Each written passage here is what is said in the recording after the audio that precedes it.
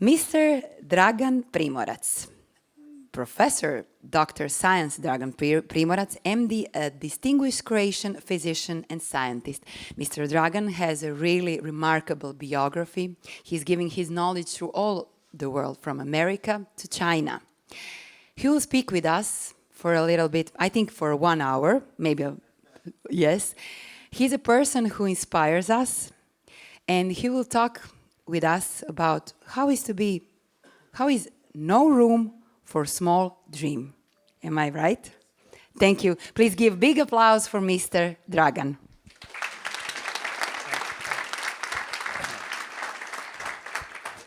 Indeed, thank you so much. Thank you, Dalibor, for inviting me, and Natalie, dear ambassador, your staff.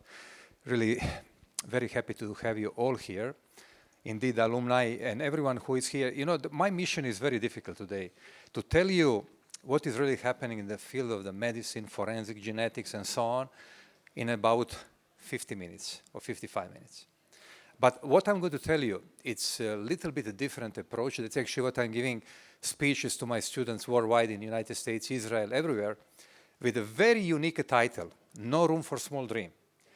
And in order to tell you how you can achieve it, I'm going to witness what's happened with my life in the last 30 years. So as you can see, my life is very complicated. Somehow I'm surviving, for how long, I don't know, but, But what I want to tell you is such a big thought in the very simple sentence, no room for a small dream. I came from Split, beautiful city on the Adriatic and Dalmatian coast, very unique city for many reasons. And I grew up in the family which stays huge source of inspiration for all my life, everything what I do. But at the same time, I would like to share with you a few points, the lessons that I learned from my very early life. And I think you will appreciate it. Most of you are witnessing or either living with those rules. The most difficult one, actually, especially if you are coming from small countries and different small societies, maybe societies with that not very open-minded, it's dare to dream big. Number one, please remember the young fellows. Please remember that. It's not easy, it just sounds very simple. The second one is dream big and start small. And I'm going to show you actually what I have done. The third one, it's how I feel and how I live. It's the biggest risk is not taking any risk. And I'm going to show you why this is true, why is this correct. And the last one, I think it's something which most of you understand since you started your career. The continuity and persistence are the key to the success. So let's start. Sport. When I was a child, I started playing soccer in the club Hajduk, and I know that Dalibor is a fan of Hajduk. That's okay. Dalibor, give me 5. Okay, actually, but what is important about that? I learned very early important lesson, which is about teamwork. It's critical, and it's really, if you want to go fast, go alone. If you want to go far, go together. That's how I live my entire life. It's actually the game where we play against Italians and Poljud in a split. And, that's my life as a Taekwondo champion of the former country. And what I learned from individual sport is that it's more or less very much normal to lose, to lead, and when you fail, to rise back. That's what I learned when I was about 10 years old. That's a team that I established in 1987 with more than 8,000 to 9,000 participants. That's a club on 87. But what I want to tell you, the message, very powerful message from that period, which is very simple. Be who you are and say what you feel, because those who mind don't matter and those who matter don't mind. That's actually what I experienced all my life. In the same time, almost 38 years ago, because what I have done in Taekwondo, the US Taekwondo Hall of Fame decided that it's time for me to enter. I never expected that. I never expected, and I'm not sure if I deserve it. It's a great honor. I was champion, but still. Then my life started at the medical school, and I was skipping all my high school and everything what I have done. Great place, and please remember this building. It's a building in the Split. It's actually the Department of Forensic Medicine and Pathology, and why I'm telling you this.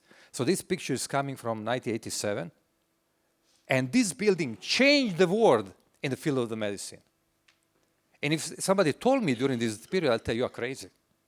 What important can happen in this building? So actually, I remember from during that period, we have small classes. We have highly accredited professors, not maybe advanced technology, and maybe not huge research capacity. But if you see what is really happening in the States, 50% of the world's top 50 universities are located in the United States of America. So I was fortunate to be in a split and start working with the same concept, what I learned later on in the UPenn, Harvard, Yale, and so on. So that's a class. My colleagues during this period, everyone was eager to succeed. Attitude was something which was very important for us during that period. And then suddenly I get a call. I was selected among the best medical students, young physicians, to go to United States. That's University of Connecticut Health Center. That's a place that I tremendously loved, that completely changed my life. That's a place where I learned how to be scientist, how I appreciate mentors, how I kill my ego. Because I came with very strong ego from Croatia. That's unfortunately how the concept in this part of the world is coming, ego. And why I'm telling you this, it's a mystery of the ego. So please listen carefully. So this gentleman here, it's Philip Sharp, Nobel Prize laureate in physiology and medicine in 1993. So my first lecture when I came, it was at Yale. This gentleman was giving a lecture, and he was giving a lecture, and suddenly somebody asked a question. And Phil Sharp said in front of 300 people, I apologize, but I don't know the answer to your question. I was so disappointed because I'm coming from Croatia where everyone knows everything. In the United States, where Nobel Prize laureate, they don't understand.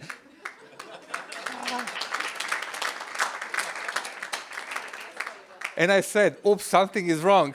Something is wrong here. In a war of ego, the loser always wins. Please remember that. The loser always wins. So I was fortunate with the early 20s that I was able to receive that lecture. So my love for genetics, and I'm going to show you some of the most important discoveries today, I hope in a very simple way. So if somebody asks me how to describe genetics simply, so if a mother is walking with a son, and if the child looks like a father, it's genetics, but if the child looks like as a neighbor, it's epigenetics, it's influence of environment.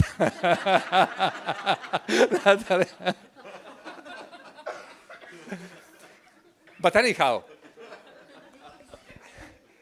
if you see the DNA, which is incredible mystery. By the way, each of us are having about 30 trillions of the cells. That's who we are.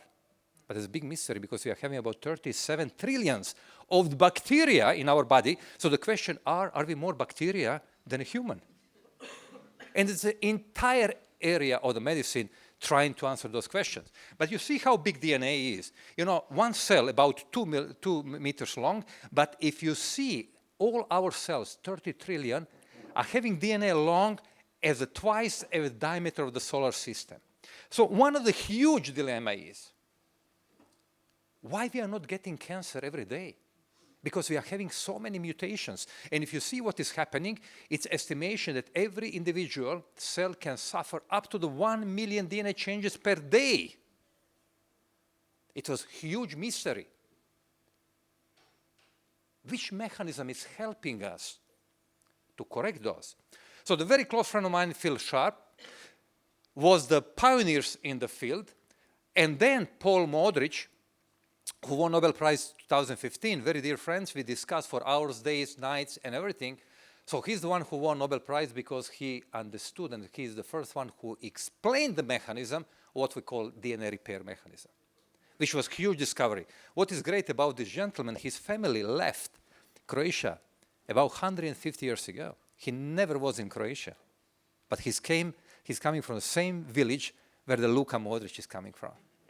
You can imagine how sensitive was. You know, he came as a first Modric 150 years ago to the village and to the house where his grandfather was born. He started crying. Then I put it Luka on the phone to him. And they discuss it. But anyhow, that's beginning, day and nights, work in the lab. Most of you who are familiar with the lab, it's very painful. And long evening and so on. But I would say the important lecture that I learned during this time, it's about the greatest accomplishment is to really understand that if you fail, you have to rise and continue. That's something very, very important. And it's really correct. That's what I have found in many people. That only time you fall is when you fall down and stay down. So please, change that habit if you have that, because nobody can put you down if you don't want to do this. The additional statement, which I would like and I'm very happy to share with you, that's how I feel. Live to make difference. Life is anyhow too short. So let's make world a better place to live. Let's make people happy. I'm fortunate. Thank you. Thank you. I'm fortunate because I'm a physician and I can do that every day. This morning I have to tell you, lady, it's about 8 years old. 3 days ago, we decided that she has spinal stenosis, so it's a rather big surgery procedure. And we came to see her.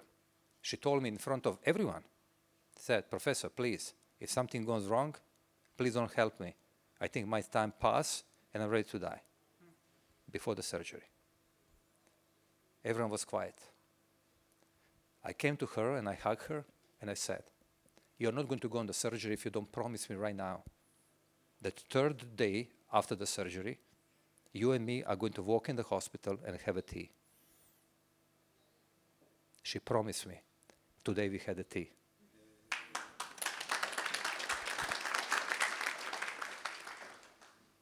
Let me show you what's happened. As a young physician, I came and I started one disease, which is called osteogenesis imperfecta. We call this brittle bone disease. These kids are suffering so many different fractures. Some of them up to the 100 fractures till puberty. Very, very triangular look of the face.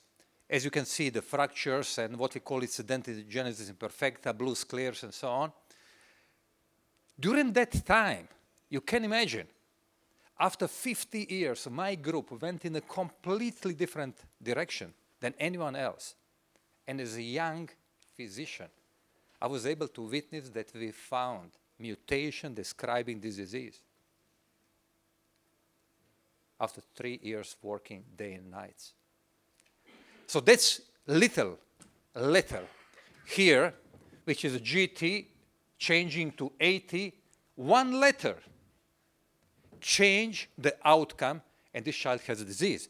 We published this in a very strong paper. I was shocked because 1992 I received the highest award by American Society of Bone Mineral Research. I didn't know how to handle that. You came, you became popular, but you know, it's always fight between your ego and everything, so you're trying to survive in such a difficult situation. And then, as a young physician, we start publishing. Actually, there are 3 the most important books in the field that we publish in the field, and I never dreamed that this is possible. But I think continuation is so important, so critical. 30 years after our discovery, a young child came to our hospital. It came from Ukraine, Elizaveta Lizova, with osteogenesis imperfecta disease. And I remember entire concept. So this is happening in St. Catherine Hospital. Nobody was able to help her. We did genetic testing. We found particular mutations, so we knew in which direction to go with my team, Professor Anticevic and Dr. Jelic. So let me show you how complex everything. That's her bones. Curves. They tried to fix it. Didn't work. Horrible situation. Horrible. But using the concept on continuation and everything, we did what we call corrective osteotomy. We break these legs on both femur, tibia. We put one fascial dual nail and we fix it. You can imagine the family of this girl had been told that she's never going to walk again. That's her sending me big kiss from the Black Sea a year after the surgery. That's what is life about. That's what is life about. So, really, success is a sum of small efforts repeated day and day. And in my opinion, President Obama said something which is fantastic. And please follow that. It's really, I cannot tell you more. Our destiny is not created for us, but by us. We cannot blame anyone. We should give our contribution to make our life what's supposed to be. We would like to change the world, but we cannot wait that somebody else is going to do that for us. So we are coming back to the story of Phil Sharp. If you remember, I was deeply disappointed because that's the Nobel Prize laureate who was telling the truth. He was telling, I don't know the answer. He changed my life. But I would not be able to expect it, that he is a friend, that they share Nobel Prize. Richard Roberts, who is a fantastic guy and dear friend, that we start debate and discussions and recently published paper together. How life, it's a complex and a simple in the same time. So if we move further, I'm going to touch your heart right now because there's something which is deeply emotional. And it's a story that changed me as a person entirely. It was called from Croatia in 1991, 1992.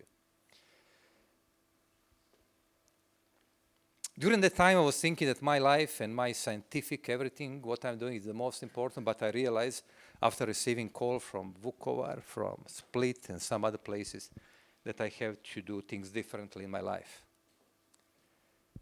I didn't have any knowledge about forensics.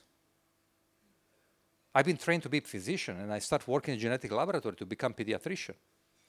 And I received a call, and they told me, please, you went so deep in genetics, and we just heard that United States of America starting with Armed Forces Institute of Pathology, FBI, new procedures. So can you get in touch with those people and try to introduce this technology? When I saw all of this, I didn't realize what I'm entering in.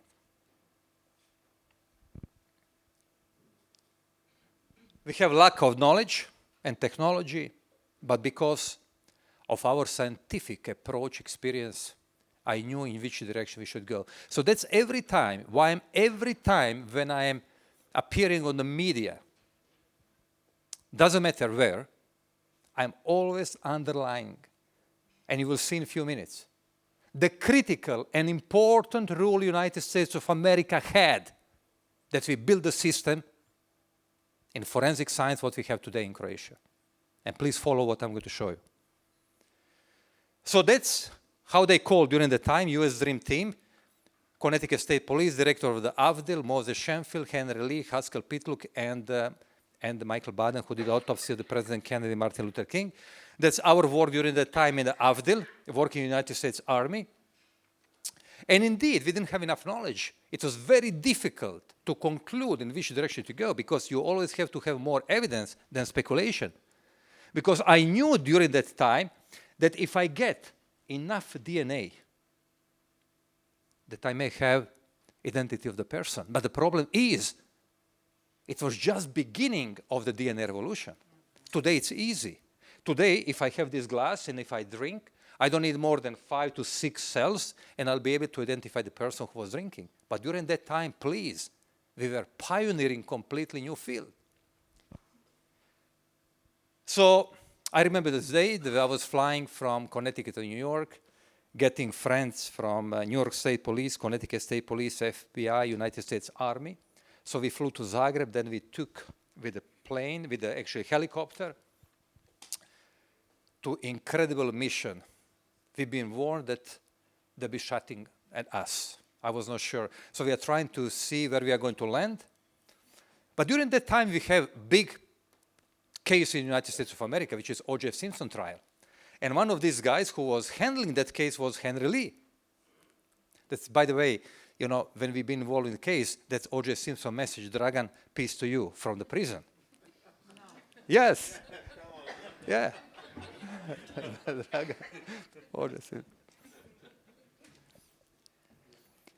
So how to explain to the people in the United States of America that we are having something critical in that time, just bringing back with me Henry Lee, Michael Baden, Moses Shenfield, all these people involved in trials. So we came to the field, start discussing, police was taking care of us, and we start digging. So what you see here is the first grave. Horrible situation. We've been warned that just a few days before, we have the snipers on the top of the hill. And I will never forget. We've been walking between landmines, and I just turned back to my US colleagues, and I told them, listen, I have to stay here because I'm coming from Croatia, but you guys, it's not safe. I think for you, it's the right decision that you go back. Because if something happened to you, and you are the leading US forensic scientist, we are all in trouble. You know what they told me? No, we are staying with you here. If it's time to die, we'll die together. That's why they touch my heart. That's why we are friends for 30 years. And that's how the truth about war victims came out. That's the first testimony United States Congress came because of that. So let me show you how the grave looks like. See the skeletal remains, the family members, identification. And I learned very important lesson during the time. Speak only when you feel your words are better than the silence. What you're going to tell the family members? That's the first laboratory established with the support from the United States in Split. I learned during the time that absence of evidence is not evidence of absence, because technology is changing. Especially today with artificial intelligence, we are able to analyze 3.2 billion base pairs, which is entire genome. During that time, we are working with very short fragments of the DNA. So that's actually the article. The first article came from the first identification, but let me show you something which is historical. Journal of Forensic Science, it's official journal of American Academy of Forensic Science. Best of our knowledge. That's actually what we are putting right now in a big article. The first identification ever globally of victims from mass grave happened in this small building that I showed you just a few minutes ago in little tiny city of Split, in collaboration with United States leading forensic pathologists, forensic guys, and my group. So history was made in the building that just 5 years before I graduated. So dream big. And this big will happen to you. But what I have found critical that I would like to share with you, and I have to underline, this is a wonderful lady, Barbara Bush. This is Stephen Skakel from Kennedy family. This lady, she was ambassador of largest charity organization in the United States of America called AmeriCares. They gave her heart. They mobilized all the people because they trusted in what I told her. They put in the money. And that's how everything started. And I have, to the rest of my life, to tell the truth. And she make a very small statement, if you're able to see, Dragan, best wishes, Barbara, from that period. She touched my heart. The first money came from the United States that we established lab. So indeed, during that time, you are having, I heard there's quite a few of you from Chicago, Chicago Tribune, New York Times, US Today, Christian Science Monitor, CNN, NBC, ABC, all this media. So you can imagine me coming to the media, giving the statement, fighting with the new terminology. Everyone was expecting from me to get the best possible data, killing at the same time ego, trying to be modest. So that's something that changed my life, changed me as a person. Then we published an incredible article in the Science. As you know, it's a leading article. JAMA, it's Journal of American Medical Association, the #1 in the field. So everyone. And then suddenly University of New Haven decided to give me a Lifetime Achievement Award. I've been appointed at first Professor Emeritus in India, in the largest Indian university. American Academy gave me the most prestigious award, but I didn't do this for awards. During that time, I didn't even dream that I'm going to get any awards. Didn't even know about that. And just recently, the Museum of Forensic Science, Rugao, included me as the guys who changed the field of this museum, who changed the field of forensic science. So don't ever give up on the truth. Don't tire of doing what is good. But I think it's important Don't run away from a dilemma, because each of us are having different dilemmas. Vividity and clarity should arise. Those are the literature in the field of forensic genetics that we publish in the last 10 years. Most of the papers in Croatia are coming from the group that I told you that we are working together for the last 30 years. 30 years later, that was the event that I told you. Henry Lee decided, after all his obligations and everything, that he's going to tell the truth, what's happened during this period. We get all together, and 2 books came out. Gunshot in Croatia, and on the Chinese edition, and we just now published Croatian edition, telling exactly what's happened 30 years ago in the territory of the Croatia. Such a touchy to listen all the story. So continuity is showing how to build your success, and I'm coming to a very interesting story that I'm going to fly over because I would like to go on the most important part as soon as I can. So we became among the only few groups globally which understand how to get DNA from very challenging samples. And we came to the point that I've been receiving calls from Stanford and told me, Dragan, it's time that we try to understand more human history. Because all of these people that you see, all of these, doesn't matter if they're coming from the United States, Croatia, Africa, you know, our DNA is 99.9% equal, same. So we have to find the small differences in the genome in order to try to understand the history. And 2 critical questions remain: where we came from and what makes us a human. So that's our article published in Science. Doing all this analysis for a long period of time, analyzing more than 1,000 Y chromosome samples from the man, we found there are few refugee areas, Balkan, Ukraine, and Iberian. That's the places where the men of ice age survived. And after melting ice, population moved north, south, and all. We did even the study for the local population. And you know what is great? What is the best part? The best part is there's a mix of different populations. Because if you are mixing genetics, that's fantastic. You're avoiding diseases. So all these theories about pure people are completely crazy and wrong. If you have close families who are having certain mutation, they inherited those mutations. So if you move a little bit further, we did all the study for a population, and then we came to the Neolithic period, one of the greatest mystery. Because what was happening? Neolithic man came with very sophisticated knowledge. He was bringing the cattle, wheat, and everything. Comparing what we call Mesolithic hunter, who was able to survive by hunting, killing, and maybe grabbing some fruits. So, for the centuries, it was one concept. Modern Neolithic man who came from Mesopotamia, Greece, he came to this territory, he completely killed existing people, and then expanded. That was the theory. So let me show you something which is going to surprise you.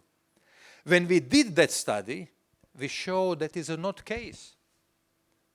We showed that Neolithic man who came on this particular migration 5,000 to 9,000 years ago was more civilized than what we're witnessing today.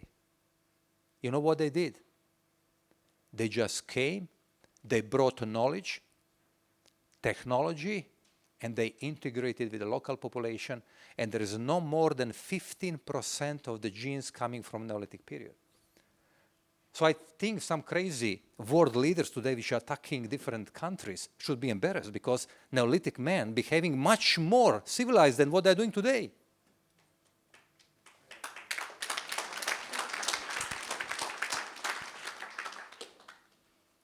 Then we did paper in the Nature, because Africa is the mother of all of us. So we tried to establish these 2 critical migrations which came first 75,000 years ago and 120,000 years ago, and we were able to define this, but we've been shocked when we realized that modern man is having about 3% of Neanderthal DNA today. And the guy who was working on that was Svante Pabo. And during that time, he asked me for samples from Croatia of the Neanderthal man. I was the minister, and I was able to provide those samples. But what is great, Svante just won Nobel Prize. Fantastic scientist and great man. And now we are coming to a huge dilemma. And I think most of you are going to have dilemma when you read this. The dilemma is, for the first time in my life, I was not sure that continuity of my life will build success. So why I'm telling you this? Excellence in politics. Is it myth or reality? I've been called from the United States to take position of the Minister of Science, Education, and Sport. So let me tell you what was happening. So it was 2003, 2009.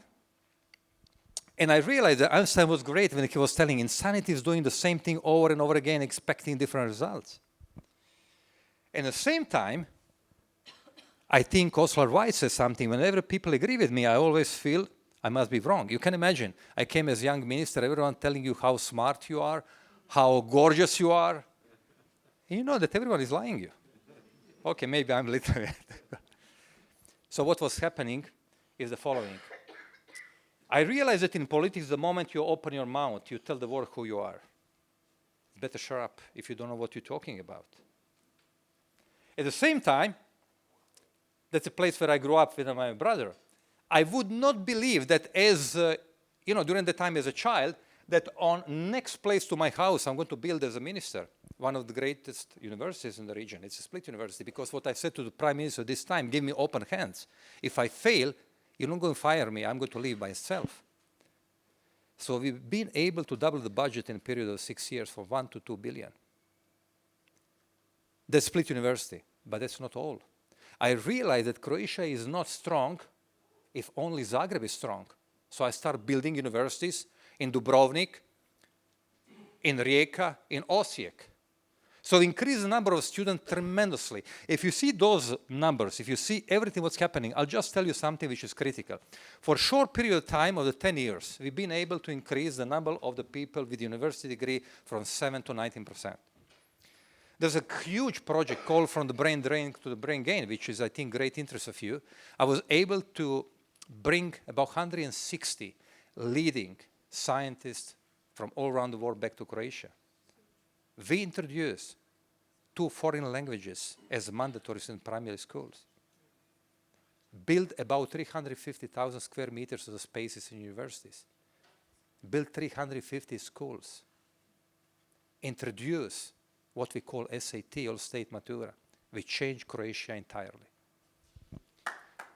Thank you. But I was shocked to see something else. When the science started writing articles about innovation, education in Croatia, it was amazing. Then it came something that made me incredibly, incredibly proud. So let me show you this slide. And please, dear young fellows, keep in mind that everything is possible, just if you know in which direction you're going, if you are stubborn, if you are making risk.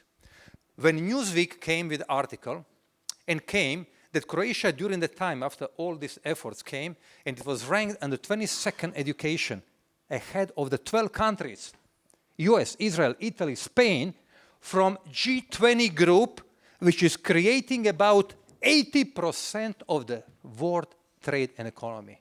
Country of 4 million people. That's Newsweek.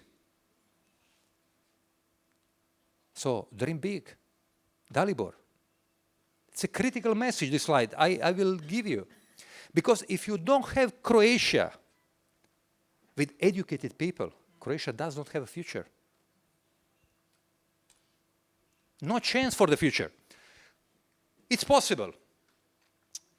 Once again, Barack Obama, great man. Our destiny is not created for us, but by us.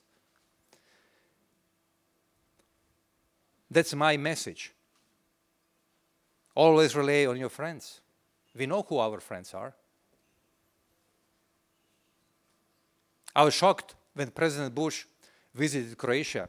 So as soon as he jumped from the plane, I was not very popular in the eyes of the prime minister during the time, because when he saw him, he said, "Where is Dragan, a friend of my mother?" So I said, "My God, I'll be fired immediately because, prime minister is prime minister." So that was happening. Great relationship with Clinton, who is an excellent man. He did tremendous job in stopping war. And I think people didn't recognize his role, what he has, because without him, war in Bosnia will be going on, which is critical. The role of mentor, which most of you are here mentors, let me tell you, I see the mentor is a person who sees more talent, ability with you than you see yourself and help you bring you out. That's one of my mentors. Dear friend, President Shimon Peres, who was Nobel Prize laureate. And just what a wonderful man, because he has a gathering on the evening when he became the president of Israel. On that evening, he gave me incredible honor, which I didn't deserve. I mean, he has all world leaders, but he told me, "You are sitting next to me on my right hand." That's my inspiration to be a good mentor. And that's exactly what I'm doing. As we speak right now, I'm having my 6 PhD students. Then I'm coming back. We discussed many times, no room for small dream. So he was giving lecture and I was giving lecture.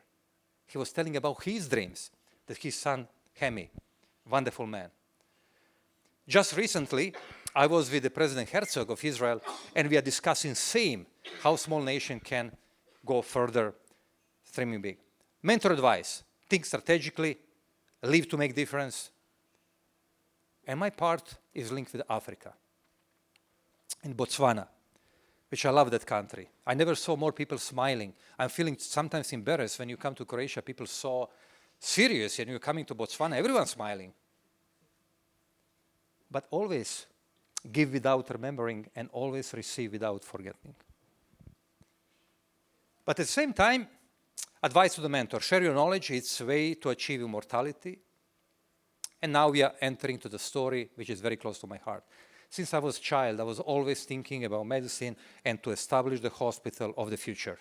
So dear friends and colleagues, please listen carefully what we have done in Croatia. I deeply trust in the concept of translational medicine. Why Europe, in comparison with the United States, it's a weak? That's what I'm telling in the Brussels all the time. Very simple. You are having outstanding, basic scientists, and then you are having good clinical work. But connection between them is very weak. That's concept what we call translational medicine, and that's why Mayo Clinic for so many years, number one. I'm working with Mayo Clinic for the last 26 years. They're always number one in the States as a hospital. So that's translational medicine. So that's the St. Catherine Hospital established in Zagreb with the same concept. So let me tell you, what is our approach to compete with the best? As we speak, 72% of the MDs at St. Catherine Hospital are MD PhDs. There's no single institution in the world having that ratio. You know why?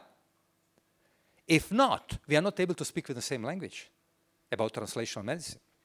At the same time, all of you who are sitting in the room, please remember, 16% of the healthy adults carry serious health-related genetic disease, and 7.2% among of you of this 16.1 are having mutation which is going to lead to the cardiovascular disease or cancer. And that's my target in St. Catherine Hospital. And that's the concept of the personalized medicine. Artificial intelligence, I cannot tell you more right now because we can speak for hours, but it's deep in our life because personal medicine today. I'm showing you one example, pharmacogenomics. Each of you are taking drug as well as myself.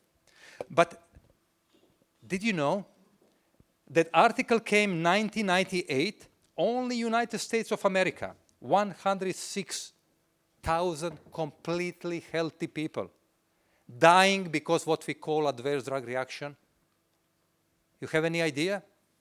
But it could be your father, mother, brother, child. So we came with a completely new concept, partnership with the Mayo Clinic, And we started analyzing the most critical genes by using artificial intelligence and machine learning in order to do one test in your life to predict how you're going to react to the drug and which drug will work best for you. So the right drug for the right patient at the right dose. Without artificial intelligence and machine learning, zero. That's what we are offering here in Croatia today. Let's move on. The second partnership, which I greatly, greatly appreciate to Ambassador, thank you so much for your support. It's actually the greatest and most significant, not only financially, but from every other aspect, intellectually, scientifically, invest in the United States is doing healthcare system. Why? We are talking about the hospital, which is the largest academic hospital institution in the United States with 105,000 employees, budget greater than 30 billion. Entire know-how from UPMC is coming to Croatia. Entire. For the all patients with the cancer. So we are skipping between 15 and 20 years ahead. Life matters.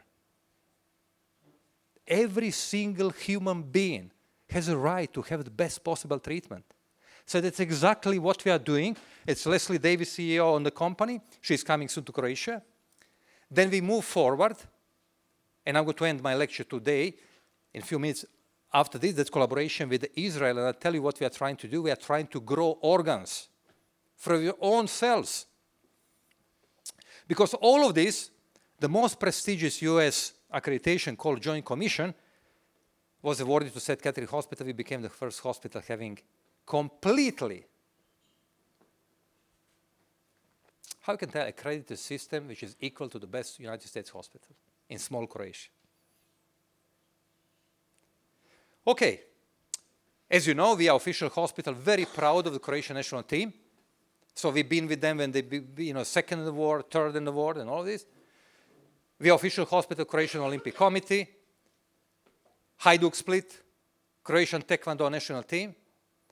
And you'll be surprised to watch the following. The few procedures been pioneering in St. Catherine Hospital. One of these is actually related to the loss of the cartilage, which each of us suffer. And if you are in a problem with the cartilage, eventually going to end with prosthetics. And I'm going to show you how you can avoid this. So from this cell, which we call mesenchymal stromal cell cells, if you know what you are doing in the laboratory, you are able to get every single tissue in the laboratory condition. So what we have been doing, that's actually cartilage showing the damage. So that's mesenchymal stromal cell cells, and that's the procedure. So what you're watching right now, it's the fat I'm taking from the patient, purifying, getting rid of the garbage, having MSC cells and applying directly to the knees. When we get the data that I'm going to show you on the next slide, I had a difficult time, even I published in a Nature, most prestigious journals. The editor told me, what you're showing us, it's not possible. What I'm going to show you. You look at here, it's a time 0 when we measure certain protein in the cartilage. 3 months, 6 and 12 months after that. We show that after application, microfragmented fat tissue with MSCs, the most critical protein on the cartilage, start coming up. Dear friends, 85% of the patients who came to our hospital to do knee prosthetics, 3 years after this procedure, it's without prosthetics. That's a revolution in the medicine. And that's the mechanism which I'm not going to go deeper because we have something challenging to show with you. So that's a COVID, when we have very, very, very, very painful situation, as you know. So the treatment, what we started, let me just show you, is direct application of MSCs. And if you see first slide in the middle and the last one after the treatment, we just get rid of the pneumonia. And right now, sudden cardiac death. Only United States, between 180 to 300,000 people dying annually. We found a way how we can predict. So every single person that is coming, we are doing genetic analysis. All these people are athletes, mainly from the United States, who die from sudden cardiac death. So we do very simple testing, showing if you have certain mutation, and then we can act promptly, implementing ICD generator. But see this. That's actually something which I would like to show you here. We are having our ambassador, Luka Modric, Dino Radja from Boston Celtic, Gary Kasparov, Mirko Filipovic, and they're all promoting knowledge what we are doing on very common population worldwide. Because if we just keep knowledge for ourselves, that's not our mission. Greatest challenge so far in my career is coming right here, this animal. It's the greatest challenge, giving me headache every morning when I wake up. There's this photo in my office. Horrible, because I see how I am poor with the knowledge when I see this animal. Why? Let me show you. Okay, that's salamander, and we cut salamander's arm. And we have camera. During the period of the 30 days, the entire salamander arm regrow back again. So what is really happening? All function, tendon, muscle, bone, cartilage, everything is back. So if we say here, it's day 0, 12, 23, on day 45, entire leg is back. You can imagine what does it mean for the humans. Okay, Antonia Tala, Wake Forest University. We start working on different projects, how to grow the kidney, finger, ear.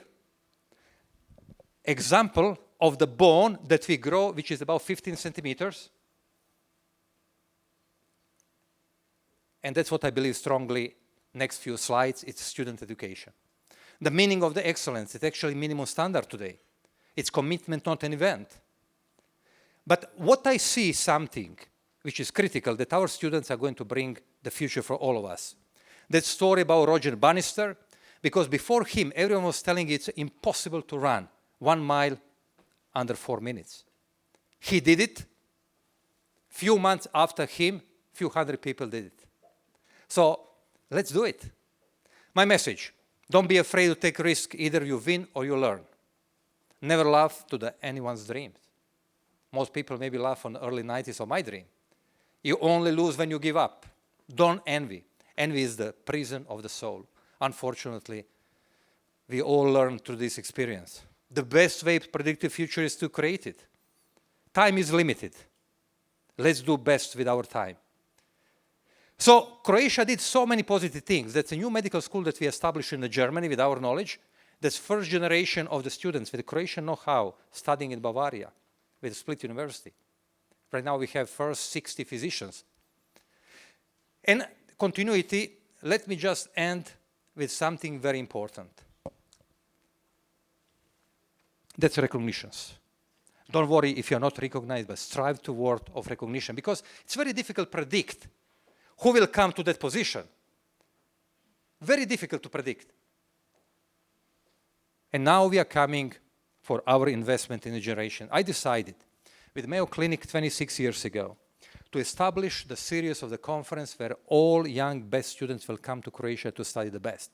We started with 3 Nobel Prize laureates, Huber, Jonat, Hausen. Then we expanded with the leading students worldwide. We move on. Then Hershko, Huber, Modric came. We move on. Then Chehanover, Roberts, Sudov from Stanford came on. 9 Nobel Prize laureates. From this group that you see that we selected, some of them are high students. You'll be shocked. Most of them entering Ivy League. That make me incredibly proud and happy. Don't settle for average. The power of thought can change everything. It's clear. It's a conference which is coming just in 2 months in Split. You are all invited to come. It's Mayo Clinic, ISF, St. Catherine Hospital, University of Split, 4 Nobel Prize laureates, Greg Semenza from Hopkins, Richard Roberts from the United States, Aaron Chehanover from Israel, and Svante Pabo from Germany. The final message, 3 more minutes. Value of time. That's actually did what my students did for me. They figure out that I'm sleeping about 4 to 5 hours. And they compare with my colleagues who is sleeping about 8 hours per day. And they figure out that I'm ahead for 4 years. That's students. Family, always source of inspiration. When my kids ask me advice, I told them, you must be the change you wish to see in the world. Don't blame anyone else. Don't be afraid, the scar man is annoyed by every noise. Lara just graduated at Wharton, Matea at Bocconi. Last 2 slides which I would like to stay in your heart. When you were born, you were crying, everyone else was smiling around you. But what is my desire for you, for myself? That we live our lives so at the end, you are the only one who is smiling and everyone else is crying because you were an outstanding man. And wonderful words by Eleanor Roosevelt that I'm going to end my lecture. The future belongs to those who believe in the beauty of their dreams. I wish to all of you to dream big, and that's exactly what will be happening with your life. Thank you so much.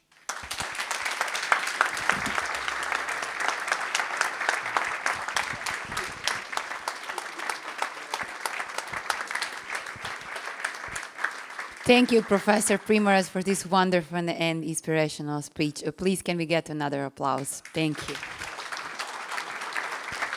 And thank you for all those messages that we get from you. Thank you.